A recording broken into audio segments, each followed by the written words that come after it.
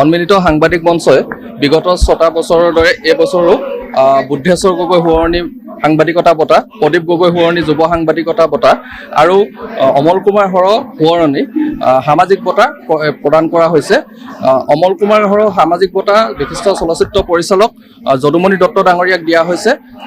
আপোনাৰ প্ৰদীপ গগৈ সোঁৱৰণী যুৱ সাংবাদিকতা বঁটা গুৱাহাটীৰ প্ৰতিদিন টাইমৰ সাংবাদিক যদুমণি শইকীয়ালৈ আগবঢ়োৱা হৈছে। আৰু আমাৰ কাৰণে আটাইতকৈ দুৰ্ভাগ্যজনক কথা, আমি বুদ্ধেশ্বৰ গগৈ সোঁৱৰণী সাংবাদিকতা বঁটাটো এইবাৰ নাহৰকটীয়াৰ বিশিষ্ট সাংবাদিক, জ্যেষ্ঠ সাংবাদিক, কবি, নিবন্ধকাৰ বুলন কুমাৰ শইকীয়ালৈ আগবঢ়াইছিলোঁ, কিন্তু আজি প্ৰায় দুদিনৰ পূৰ্বে তেখেতে আমাৰ মাজৰ পৰা বিদায় মাগিছে।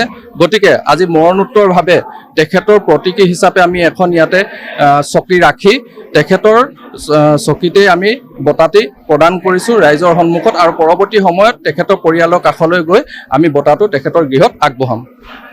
আমি সন্মিলিত সাংবাদিক মঞ্চ দুলীয়াজানে বিগত বৰ্ষসমূহৰ দৰে এইবাৰো বঁটা বিতৰণী অনুষ্ঠান আয়োজন কৰিছিলোঁ আৰু বুদ্ধেশ্বৰ গগৈ সোঁৱৰণী সাংবাদিকতা বঁটা আমি বুলন কুমাৰ শইকীয়াক প্ৰদান কৰিছিলোঁ।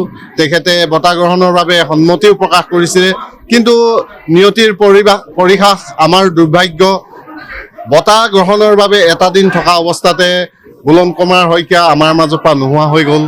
সেয়ে আজি তেখেতক আমি শ্ৰদ্ধাঞ্জলি জ্ঞাপন কৰিছোঁ। তেখেতৰ বাবে আমি এখন চকী থৈ দিছোঁ।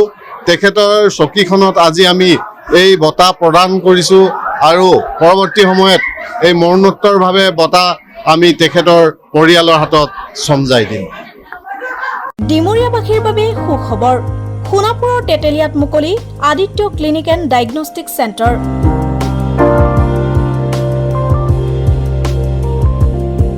য'ত ৰোগীৰ বাবে উপলব্ধ pharmacy, digital xray, super speciality OPD clinic, day care centre, ECG 2D echo, endoscopy, holter study, ultrasound 2D 3D, PFT, TMT, EEG। বিশেষকৈ হৃদৰোগৰ সকলোবোৰ পৰীক্ষা নিৰীক্ষা কৰিব পৰা ব্যৱস্থা উপলব্ধ আদিত্য ক্লিনিক এণ্ড ডায়েগনষ্টিক চেণ্টাৰত। উপলব্ধ উন্নতমানৰ মেচিন। দৈনিক 8 বজাৰ পৰা সন্ধিয়া 5 বজালৈ অভিজ্ঞ চিকিৎসকে প্ৰদান কৰিব চিকিৎসা সেৱা। উপস্থিত থাকিব বিভিন্ন গুৰুত্বপূৰ্ণ বিভাগৰ চিকিৎসক যেনে মেডিচিন, চাৰ্জাৰী, গাইনী, শিশুৰোগ বিভাগ আৰু অন্যান্য।